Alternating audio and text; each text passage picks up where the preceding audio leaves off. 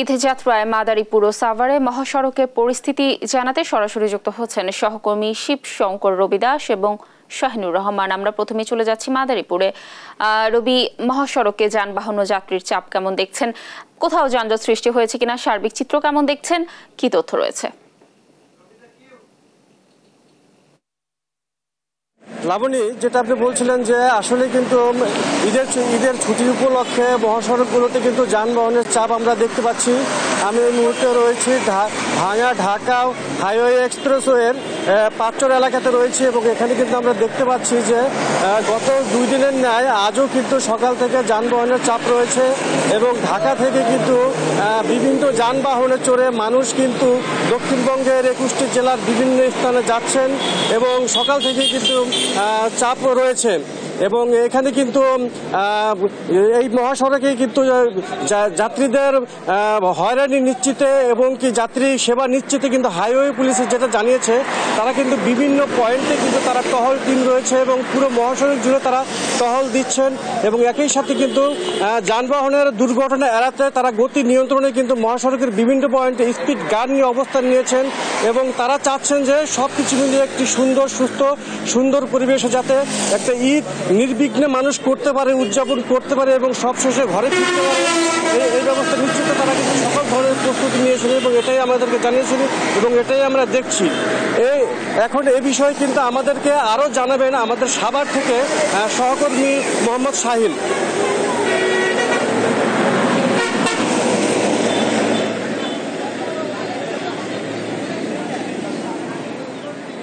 যেমনটি বলছিলেন, আমি এই মুহূর্তে আছি ঢাকা রিচা মহাসড়কের নবীনগরে। আপনাকে যদি জানিয়ে রাখি যে আমরা মহাসড়ক কিন্তু রাস্তা ফাঁকা থাকলেও কাউন্টারগুলিতে কিন্তু উপচে পড়া ভিড়, এমনটি কিন্তু আমরা দেখতে পাচ্ছি। আপনাদেরকে যদি দেখাই যে সকাল থেকে কিন্তু আমরা দেখেছি যে বিভিন্ন পয়েন্টে বাইপাল, আশুলিয়া, এরপর শ্রীপুর, জিরানি, এইসব এলাকা কিন্তু আমরা দেখেছি যে যানজট কম আছে এবং মহাসড়কেও কিন্তু যানজট কম থাকে। আমরা দেখতে পাচ্ছি যে কাউন্টারগুলোতে কিন্তু উপচে পড়া ভিড়, তারা কিন্তু কাঙ্ক্ষিত যে গাড়ির জন্য অপেক্ষা করতেছে, এমনটি কিন্তু আমরা দেখতে পাচ্ছি। এবং সেই সাথে আপনাদেরকে জানিয়ে রাখি যে এখানে কিন্তু এই যে অনেকেই কিন্তু 3-4 ঘন্টা অপেক্ষা করতেছে, অনেকে কিন্তু আগে ভাগে টিকিট কাটলেও কিন্তু কাঙ্ক্ষিত গাড়ির জন্য তারা অপেক্ষা করতেছে, এমনটি কিন্তু আমরা দেখতে পাচ্ছি। আমরা যদি এখানে একজন যাত্রীর সাথে কথা বলার চেষ্টা করি, আচ্ছা, এই যে আপনারা কোথায় যাবেন এবং কেন বসে আছেন? আমরা এখন আমরা টিকিট পাইতেছি না, এই কারণে বসে আছি। টিকিট কাটছি, তাও আমাদের ডাবল ভাড়া নিতে আছে তারা। কত টাকা ভাড়া ছিল? এখন টাকার জায়গায় আমাদের 1400 টাকা নিতে আছে। কোন গাড়িতে? এইটা আপনার যমুনা গাড়িতে না, আমরা চক্রবর্তী থেকে টিকিট কাটতাম আগে 700 টাকা করে। এখন এখানে আইসি পরিস্থিতি শিকার হইসা এখন আমাদের কাছে তারা বলতেছে 1400 টাকা করে, তো 4000 টাকা নিচ্ছে তারা। আচ্ছা, যেমনটি বলছিলেন, আমরা যদি আরেকজন যাত্রীর সাথে কথা বলি, আপনি কতক্ষণ যাবত বসে আছেন এখানে গাড়ির জন্য? আমি বসে রয়েছি কাল রাত 12টাতে, এখন তো 10টা বেজে গেছে। গাড়ির কথা কয় 8টার সময় গাড়ি আসবে, 9টার সময় গাড়ি আসবে, শুধু এই কথা বলে। আর জানে গাড়ির ভাড়া 600 টাকা সের নেই, এক একজনের 1200 টাকা ফ্রি। 4 জন মানুষের জায়গায় বসে রয়েছে, পোলা পান নেই, তাহলে কষ্ট হচ্ছে না? সারা রাত এই জায়গায় বসে নেই এই ফেলি। আচ্ছা, যেমনটি বলছিলেন, আমরা যদি আরেকজন যাত্রীর সাথে কথা বলার চেষ্টা করি। আচ্ছা, মহাসড়কের তো অনেক উন্নয়ন হয়েছে, উন্নয়নের ফলে কি গত কয়েক বছরের তুলনায় এইবারের ঈদ কিরকম স্বস্তি দিচ্ছে? আলহামদুলিল্লাহ, গতবারের তুলনায় বা অন্যান্য তুলনায় এবছর ভালো, আলহামদুলিল্লাহ ভালো। কারণ যানজট বা রাস্তা রিপেয়ারিং বা রাস্তার কাজগুলো অনেকটা ভালো স্বস্তিতে করছে, এই কারণে ভালো, আলহামদুলিল্লাহ, শুকরিয়া।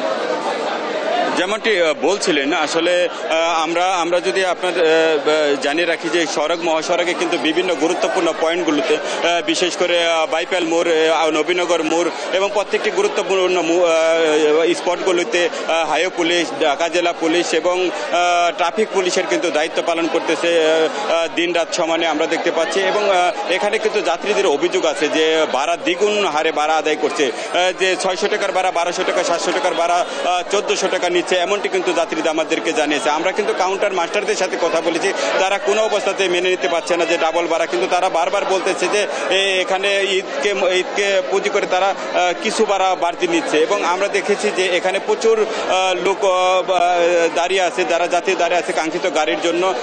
তারা কিন্তু গাড়ির কথা বলতেছে, জ্যামের জন্য গাড়ি আসতে পারছে না, এমনটি কিন্তু আমাদেরকে জানিয়েছে। আসলে এই ছিল এখানকার এই যে ঢাকা রিচা মহাসড়কের নবীনগর এলাকার বাস কাউন্টার থেকে। ধন্যবাদ শাহিনুর এবং রবি আমাদের সাথে যুক্ত থাকার জন্য। দর্শক, সাভার এবং মাদারীপুরের সড়ক মহাসড়কের ঈদযাত্রার সর্বশেষ তথ্য জানাচ্ছিলেন আমাদের সহকর্মীরা।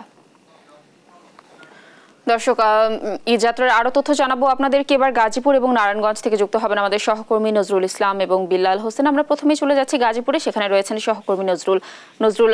মহাসড়কে যানবাহন ও যাত্রী চাপ কেমন দেখছেন? যানজট দেখতে পাচ্ছেন কিনা? আর যারা যাত্রী রয়েছেন তারা কি বলছে, কি তথ্য রয়েছে? আপনি যেমনটা বলছিলেন, আপনি জানেন যে মহাসড়কগুলোতে কিন্তু গতকাল রাত থেকে কিন্তু আপনার ঈদে ঘরমুখো মানুষের চাপ বৃদ্ধি হতে থাকে। এখন পর্যন্ত সে অব্যাহত আছে এবং আমরা দেখেছি যে ঢাকা টাঙ্গাইল, ঢাকা ময়মনসিংহ মহাসড়কের গুরুত্বপূর্ণ পয়েন্টগুলোতে, অর্থাৎ যেখান থেকে বাস কাউন্টার এবং যেখান থেকে যাত্রী ওঠানামা করে সেই কাউন্টারগুলোতে কিন্তু আমরা ভিড় লক্ষ্য করতেছি। এবং আপনারা দেখছেন যে এখানে কিন্তু একটা বাস কাউন্টার, এখানে কিন্তু শত শত যাত্রী তাদের নিজস্ব গন্তব্যে যাওয়ার জন্য কিন্তু আপনারা অপেক্ষা করছেন এবং সেই সাথে কিন্তু তারা আপনার বাসের যে অপেক্ষা সেটা কিন্তু করছেন। এবং যাত্রীর তুলনায় বাস স্বল্পতার কারণে কিন্তু এখানে কিন্তু দীর্ঘ আপনার জটলার সৃষ্টি হয়েছে।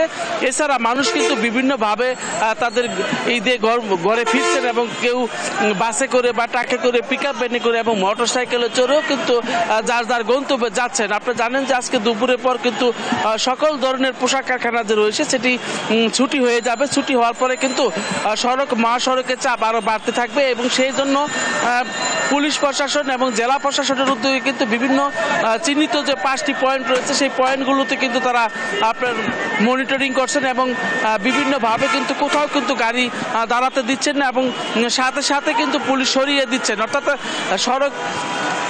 সড়কে কোনো যাত্রী উঠতে দিচ্ছেন না। এবং আমরা দেখতেছি যে আপনার ফ্লাইওভার উপর দিয়ে কিন্তু সব গাড়িগুলো চলে যাচ্ছে এবং স্বাচ্ছন্দ্যেই যাচ্ছেন এবং যারা যাচ্ছেন তারা কিন্তু জানিয়েছেন যে স্বাচ্ছন্দ্য এবং আরামায়েশে কিন্তু তারা যাচ্ছেন। এবং ঈদে ঘরমুখো মানুষকে নিরাপত্তা দিতে কিন্তু আইন শৃঙ্খলা 900 পুলিশ কিন্তু বিভিন্ন পয়েন্টে অবস্থান করতেছেন। আপনারা জানেন যে সব জায়গায় কিন্তু আইন শৃঙ্খলা বাহিনীর কিন্তু আমরা অবস্থান চোখে পড়ার মতোই ছিল। তো আমরা এখন সড়কের সকল খবরাখবর নিব। আমরা নারায়ণগঞ্জ থেকে যুক্ত হচ্ছেন আমাদের সহকর্মী বিল্লাল হোসেন। বিল্লাল। নজরুল, আজও ঢাকা, চট্টগ্রাম, সিলেট এই দুটি মহাসড়ক হয়ে রাজধানী ছেড়ে বাড়ির পথে রওনা হচ্ছে না হাজারো মানুষ। এই দুটি মহাসড়ক হয়ে এই গত কয়েকদিনে প্রায় কোটি মানুষ রাজধানী ছাড়বেন, এমনটা কিন্তু পুলিশের পক্ষ থেকে আমাদেরকে জানানো হয়েছে। এবং গতকাল রাত থেকে নারায়ণগঞ্জের আদমজি, বিসিক সহ যেসব শিল্পনগরীর পোশাক কারখানাগুলো রয়েছে সেগুলো ছুটি হওয়ার পর কিন্তু মানুষের ঢল নেমেছে। গতকাল রাতে ঢাকা সিলেট মহাসড়কের কাঁচপুর থেকে ভুলতা পর্যন্ত 12 কিলোমিটার এলাকা যানজট থাকলেও আজকে সকাল থেকে কিন্তু ঢাকা, চট্টগ্রাম এবং সিলেট দুটি মহাসড়কের কোথাও কোনো ধরনের যানজটের খবর আমরা পাইনি। যদিও আজকেও ঠিক গত কয়েকদিনের মতো যাত্রীরা বারবারই অভিযোগ করছিলেন যে নির্ধারিত সময় তারা গাড়ি পাচ্ছেন না, একই সঙ্গে যানবাহনে বাড়তি ভাড়া নেওয়া হচ্ছে। তবে দূরপাল্লার বাসগুলো গত কয়েকদিন নির্ধারিত সময় না আসলেও আজকে কিন্তু কিছুটা আগেই তারা এসেছেন। একই সঙ্গে আজকে সকাল থেকে নারায়ণগঞ্জের জেলা প্রশাসনের পক্ষ থেকে এই যারা বাড়তি ভাড়া নিচ্ছেন, যাত্রীদের কাছ থেকে হয়রানি করছেন, তাদের বিরুদ্ধে ব্যবস্থা নেওয়া হচ্ছে। আমাদের সাথে এখন যুক্ত হবেন নারায়ণগঞ্জ জেলা প্রশাসনের একজন নির্বাহী ম্যাজিস্ট্রেট। আমরা জানবো আপনারা ধরনের অভিযোগ পেয়েছে এবং কি ব্যবস্থা নিয়েছে। আমরা আসলে এখন পর্যন্ত যাত্রীদের থেকে তেমন কোনো অভিযোগ পাইনি। কিছু কিছু ক্ষেত্রে যাত্রীরা বলছেন যে ভাড়া একটু বেশি আছে, সেক্ষেত্রে আমরা চেক করছি যে তাদের ভাড়ার যে চার্টটা আছে সেটা ঠিক আছে কিনা। এছাড়া হচ্ছে আমরা বাসগুলো যেগুলো আছে সেগুলো ফিটনেসও চেক করছি। এছাড়া আমরা সর্বনিয়ত বিভিন্ন সময় যে আমাদের প্রতিদিন মোবাইল কোর্ট চলছে, মোবাইল কোর্টে প্রতিদিন আমাদের ম্যাজিস্ট্রেটরা বিভিন্ন সড়কে বিভিন্ন বাস কাউন্টারে তারা হচ্ছে বাসের ভাড়া ঠিক আছে কিনা সেই বিষয়ে লক্ষ্য রাখছে। শুধু বাসই নয়, লঞ্চও আছে এখানে। আমাদের এখানে এখানে লঞ্চ যে ঘাটগুলো আছে সেগুলোতেও আমাদের প্রতিদিন 2 জন করে ম্যাজিস্ট্রেট দেওয়া আছে। এছাড়া গরুর গরুর যে হাটগুলো আছে সেখানে হচ্ছে আমাদের ম্যাজিস্ট্রেট রাখা আছে। অসংখ্য ধন্যবাদ আপনাকে। শুনছিলেন যে জেলা প্রশাসনের পক্ষ থেকে কিন্তু যাত্রীদের ভোগান্তি কমাতে কিন্তু তারা সব ধরনের উদ্যোগ নিয়েছেন। একই সঙ্গে নারায়ণগঞ্জের হাইওয়ে পুলিশের সদস্যরাও কাজ করছেন যাতে করে মানুষ নির্বিঘ্নে বাড়ি ফিরতে পারে, এবং মহাসড়কে এখন পর্যন্ত মানুষের ঢল কিন্তু রয়েছে। এই ছিল আমার কাছে দুটি মহাসড়ক নিয়ে সবশেষ স্টুডিওতে লাবণ্য। ধন্যবাদ বিল্লাল এবং নজরুল আমাদের সাথে যুক্ত থাকার জন্য। দর্শক, যাত্রা সড়ক মহাসড়কের সর্বশেষ তথ্য জানাচ্ছিলেন আমাদের সহকর্মীরা।